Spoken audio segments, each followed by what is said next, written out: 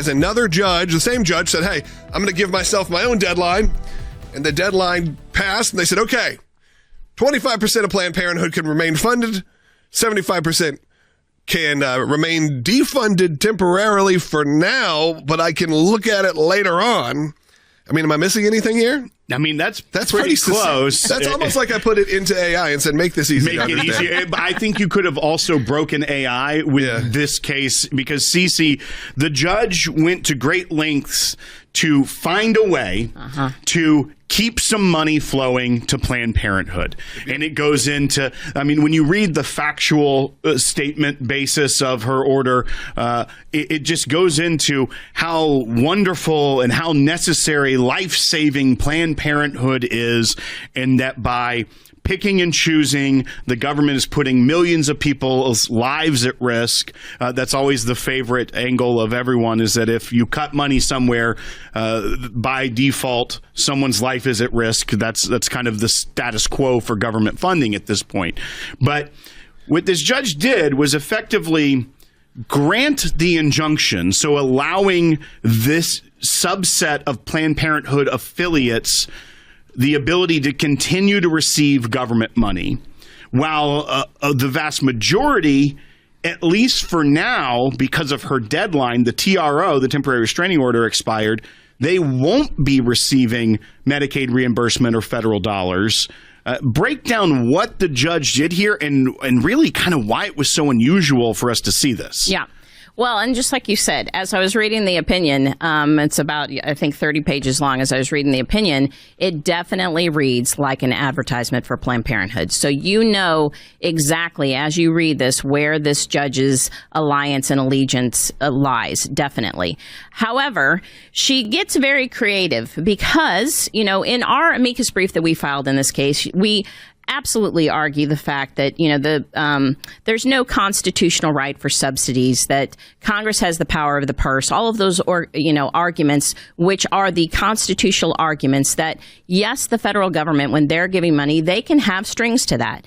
So she goes out and says, okay, I'm going to go to the freedom of association. That's where I'm going to go, because some of these Planned Parenthoods, and just to kind of put it into numbers, there's 47 members that the Planned Parenthood Federation has. So there's 47 members. The members are essentially districts or states. Usually a state. Massachusetts or of Utah. Or we have of Tennessee and northern Mississippi. Yeah, they have them broken down. Right. So their organizations, probably so they can say, okay, this one needs more funding, less funding. That's right. When they're big corporate. The 47 members, there's about 600 clinics that these 47 members operate. And actually, 2 of the members joined in this lawsuit. So the Planned Parenthood Massachusetts and Planned Parenthood Utah were also members that joined individually.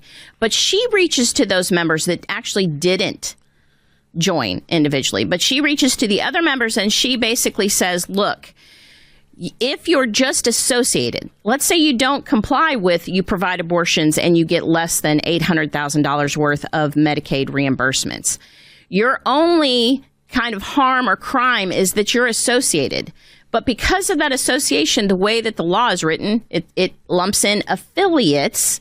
She's saying, well, that then violates your freedom of association for those 10 clinics out of the 47, the 10 members, so not clinics, members, the 10 members that don't fall under that $800,000 and providing abortion limit. And so I think you've already addressed this.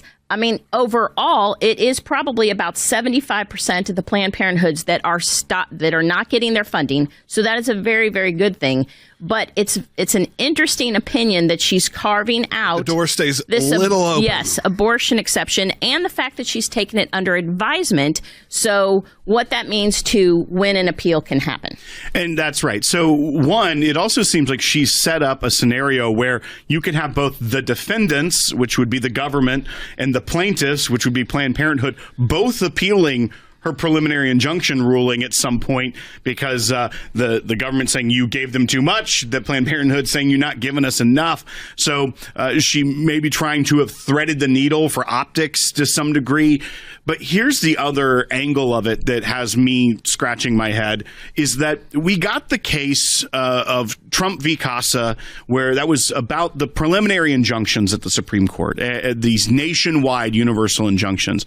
And the Supreme Court basically said that you can issue an injunction, which is what we're dealing with here in this case, in a case before your court, to people that are before your court in the proper jurisdiction. And what we're starting to see out of this is where she wanted to say Planned Parenthood isn't that closely interrelated when it comes to the funding issue. So for government purposes, you have to look at them as just a bunch of different organizations that hang out. But when it comes to the injunction purposes, they are so intertwined that I can give injunctive relief to these 10 members, only one of which was before the court. That would have been Utah. Massachusetts Planned Parenthood, who was in her state, did not get injunctive relief. Right. But others that weren't a party of it. So is it like she's trying to have it both ways, that Planned Parenthood isn't that closely related when it comes to funding, but when it comes to the purpose of this, I can give close to extra special injunction relief to parties that aren't even a part of this lawsuit in practicality. I think we're seeing, again, abortion distortion, like you're saying. You know, they're very tightly knit for one reason that, you know, supports her pro-abortion stance, and they're not so tightly knit for another reason that doesn't support her pro-abortion stance. We see that. And I think what you said about, you know, these injunctions and what the Supreme Court has said, now judges are trying to get very creative of how they don't run afoul of that, how they're, you know, can possibly say, I'm not giving a nationwide injunction.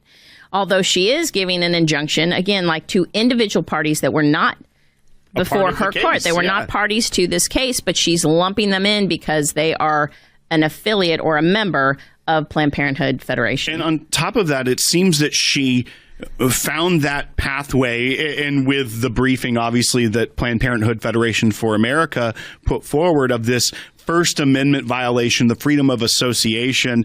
As a matter of fact, she even goes into detail and says that, you know, by defunding these individual clinics, it could harm Planned Parenthood Federation for America, because that could discourage membership in their organization from states that don't allow abortion, and therefore it impairs their ability to engage in advocacy.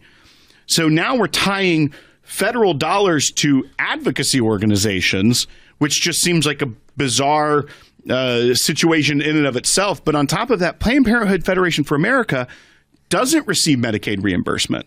It doesn't have clinics. It is the umbrella organization. So if we're starting to separate it out, their only harm is that people may not want to pay them dues because they may lose federal subsidies. Right. Absolutely. She has crafted and created this freedom of association harm, and that's what she's relying on for the whole entire opinion. For full shows, live and on demand, it's Salem News Channel.